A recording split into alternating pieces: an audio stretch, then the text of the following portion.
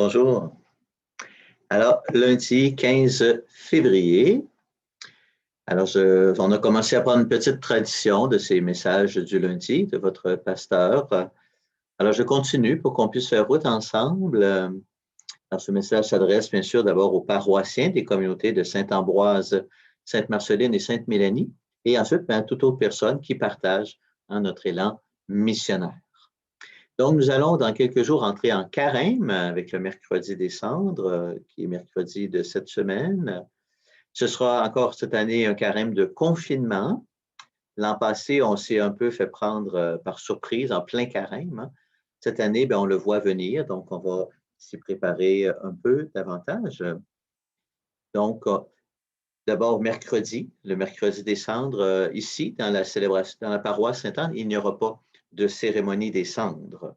Alors, vous avez la possibilité, ceux qui passent par Joliette, d'arrêter à la cathédrale. La cathédrale sera ouverte de 15 heures à 19 heures mercredi pour ceux qui désirent recevoir les cendres. Mais je vous invite surtout à vivre à la maison, chez vous, ce mercredi des cendres. En faire vraiment une journée de prière, de jeûne et de partage, qui est d'ailleurs le sens de tout le carême. Tout le carême se veut un temps plus intense de prière, de jeûne et de partage. Alors, la prière, je vous laisse le choix des différentes formes de prière. Le jeûne, je pense que cette année, comme jeûne, notre premier jeûne, ce sera le confinement lui-même. C'est déjà un très grand jeûne que celui du confinement. Le vivre sans amertume, sans se laisser abattre, mais le vivre dans la foi, en croyant qu'à travers cela, le Seigneur continue d'être à l'œuvre et nous allons le partager ensemble. Et pour ce qui est du partage, justement, on peut bien sûr partager nos biens matériels, mais je nous invite vraiment à en faire un carême de partage spirituel. Donc, partage de la parole de Dieu, partage de notre vécu de foi, un partage de nos témoignages d'espérance, etc. Alors, partageons entre nous l'espérance tout au long de ce carême. Alors, vraisemblablement, donc tout au long du carême, nous n'aurons pas la possibilité de nous rassembler en grands groupes dans les églises. Alors, donc, nous allons faire deux choses. Nous allons d'une part profiter de la possibilité de vivre des petits rassemblements à l'église et d'autre part, nous allons continuer de mettre en œuvre notre deuxième orientation pastorale pour cette année, que vous vous souvenez, donc l'église au cœur de nos maisons. Alors, pour ce qui concerne les petits rassemblements à l'église, alors, je vous rappelle ici, nous avons reçu un mot de Monseigneur Meuret, Monseigneur Pierre Meuret, c'est l'évêque qui est le secrétaire des évêques du Québec et le représentant donc, auprès du gouvernement, sur l'interprétation du règlement qui permet de rassembler 10 personnes à l'Église. Parce qu'il y a des règlements, ensuite il y a l'interprétation de ce règlement. Et je vous lis, qu'est-ce qu'il a écrit? Il a dit ceci, donc l'autorisation des rassemblements dans des lieux de culte vaut pour les activités qui sont normalement tenues dans un lieu de culte.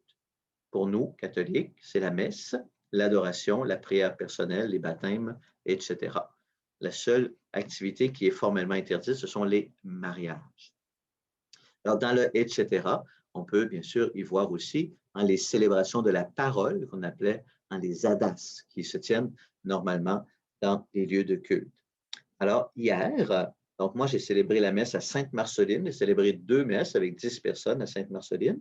Et pendant ce temps-là, il y avait des adas, des célébrations de la parole à Saint-Ambroise et à Sainte-Mélanie. Donc, je remercie les personnes qui ont permis, qui ont assuré ces célébrations. Merci beaucoup d'avoir été là. Alors, donc, toutes ces cérémonies se font sur invitation, parce que rassembler 10 personnes, on ne peut pas ouvrir les portes et inviter à large. Alors, c'est invitation. Donc, je vous invite à ne pas être frustré si vous n'avez pas été invité. Si vous êtes intéressé à l'être, vous pouvez me donner votre nom. Donc, je vous rappelle que pour les messes, donc, on fait l'invitation à partir des listes de présence qu'on avait l'automne dernier. On prend la liste et puis on invite des gens sur la liste. Puis la prochaine messe, ce sera d'autres personnes, etc. Pour les célébrations de la parole, on y va à partir de personnes qui ont manifesté de l'intérêt pour ce genre de célébration-là. Alors, si vous êtes intéressé à participer à une célébration de la parole, faites-nous signe et on pourra vous inviter pour les prochaines célébrations de la parole. Pour ce qui concerne l'Église au cœur de nos maisons, alors d'abord, je vous remercie. Je remercie les personnes qui m'ont envoyé leurs commentaires sur la manière dont vous honorez le dimanche en période de confinement ou sur d'autres activités que vous vivez en cette période de confinement dans vos maisons. Et je vous invite à continuer. Dans le feuillet paroissial de cette semaine, je vous pose la question, comment vous vivez l'Église au cœur de vos maisons? Alors, écrivez-nous, écrivez-moi. Moi, je recueille tous ces commentaires et puis ils vont nous servir dans les prochains mois pour le discernement qu'on aura à vivre ensemble. Alors, pour le temps du carême, je vous invite à vivre ce qu'on appelle le deuxième niveau d'Église au cœur de nos maisons. Donc, dans le feuillet paroissial du 13 septembre dernier, je vous avais donné l'orientation, l'Église au cœur de nos maisons, et je vous avais dit il y a 3 niveaux. Donc, le premier niveau, c'était m'engager dans une croissance chrétienne personnelle, dans ma maison. Donc, lire la parole de Dieu, me former, etc. Et bien, au cours du confinement, donc, il y a eu des témoignages extraordinaires. Beaucoup d'entre vous avaient profité du confinement justement pour vous ressourcer et puis pour vous former. Vous avez trouvé des choses sur Internet ou ailleurs. Et ça a été extraordinaire.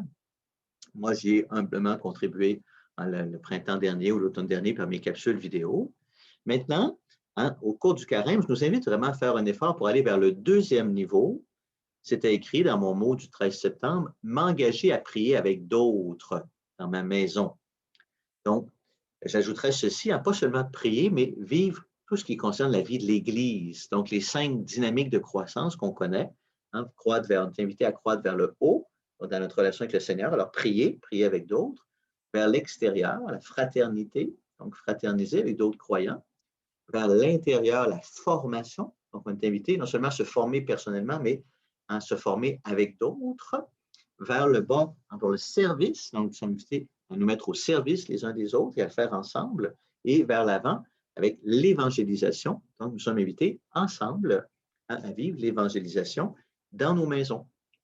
Alors, quand on dit dans nos maisons, aujourd'hui, on se comprend maintenant que le fait de se rencontrer à travers une plateforme Internet, que ce soit un Zoom, Skype, Messenger ou peu importe, là, bien, on considère que c'est se rassembler dans la maison. On ne peut pas être physiquement dans un même lieu, mais on l'est à travers l'Internet. Donc, pour le moment, on est invité à utiliser cela et même à le développer. Okay?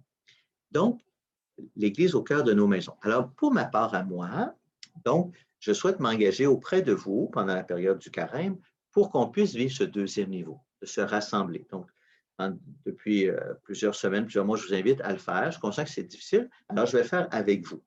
Donc, la semaine prochaine, je vous dirai plus précisément de quelle manière je vais vous inviter pour qu'on puisse se réunir, soit pour partager la parole de Dieu, prier ensemble ou se former ensemble à travers, on utilisera probablement la technologie Zoom.